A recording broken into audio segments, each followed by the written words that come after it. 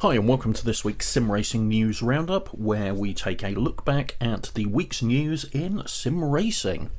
So, if you do like this video, please do hit the like button so I know this is the kind of content people want to see.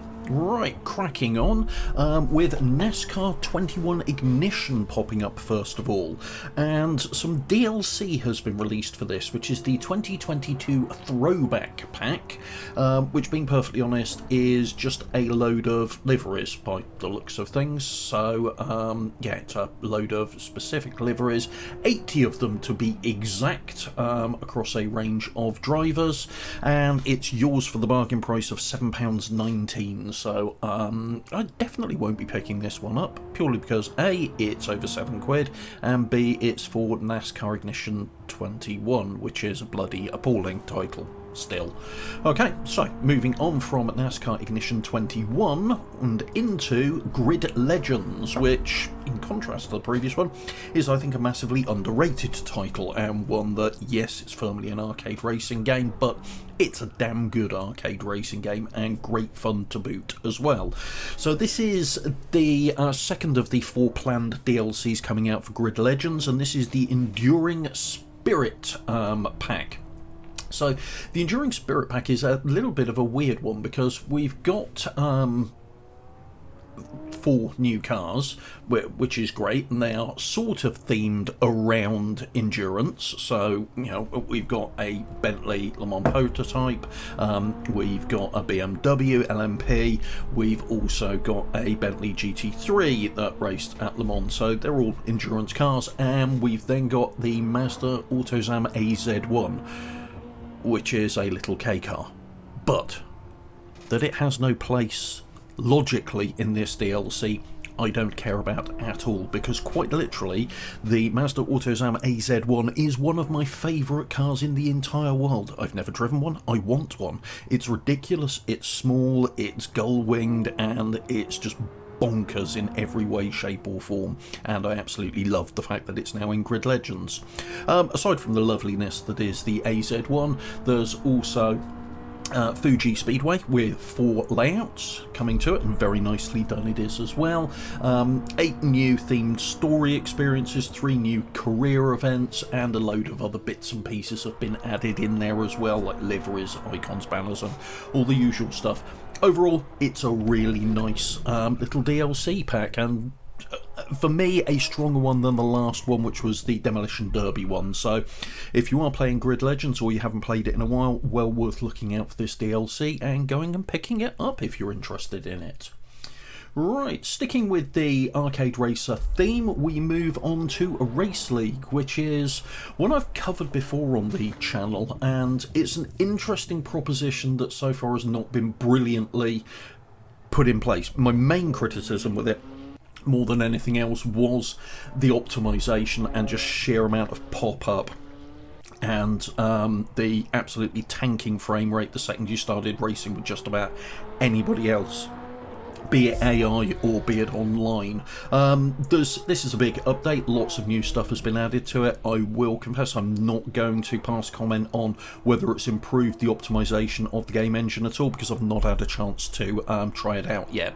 But it's there, and if you are playing Race League, give it a go, and let me know down in the comments below if you feel it's improved the frame rate and other engine optimization issues at all, because I'd be interested to know. I do plan popping into it just to see what it's like in the future, but if somebody's beat me to it, please speak up. Right, we then come to 3 pieces of news around RFactor 2, so a little bit of a busy one for RFactor 2 this week.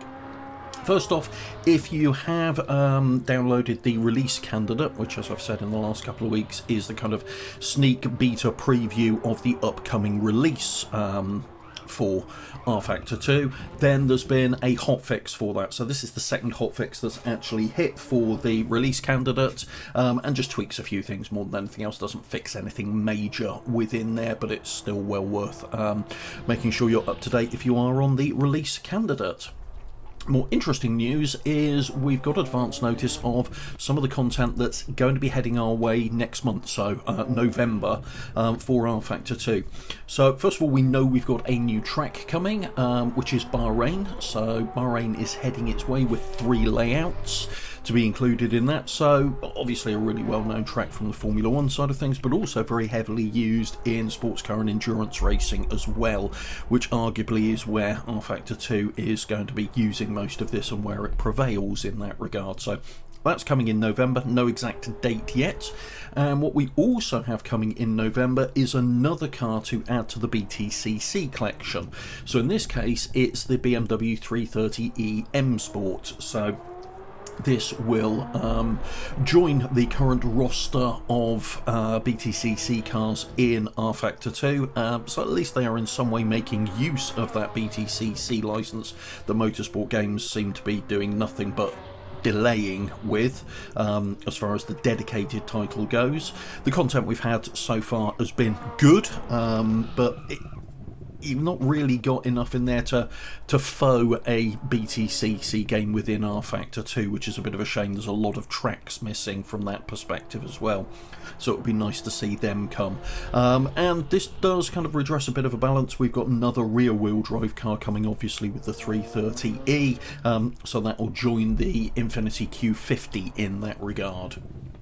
Okay, moving on from RFactor 2 to F1 22, and they've released another driver ratings update, tweaking where all the drivers sit in terms of AI and performance, etc, etc.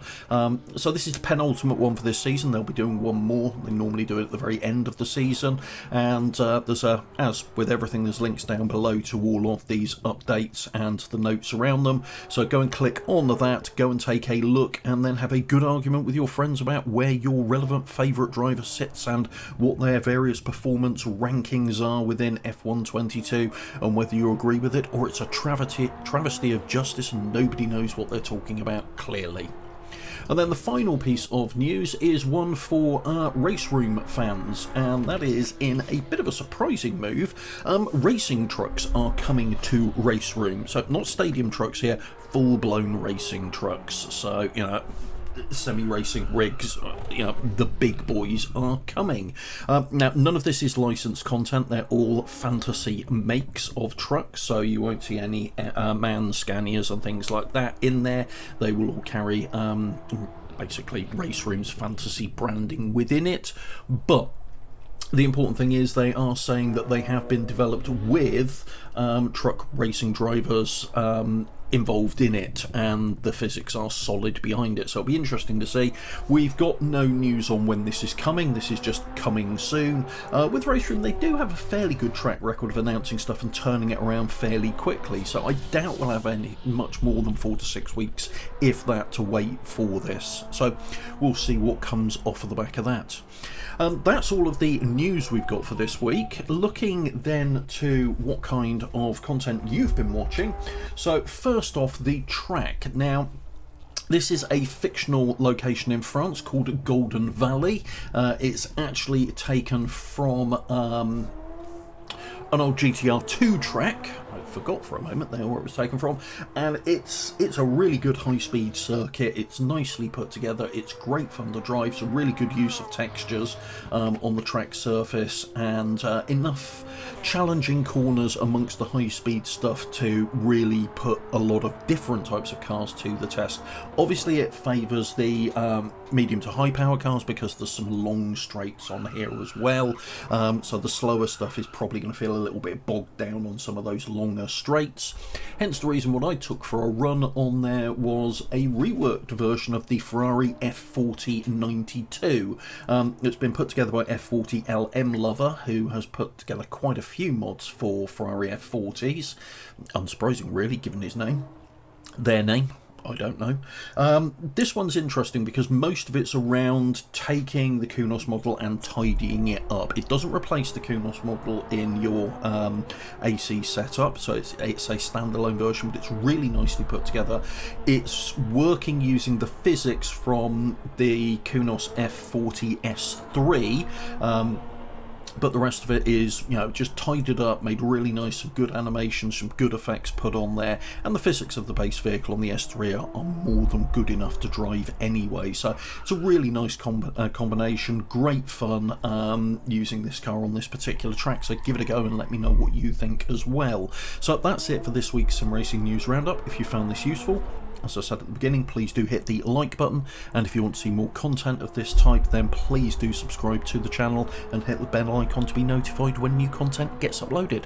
Thanks very much. Take care. Bye.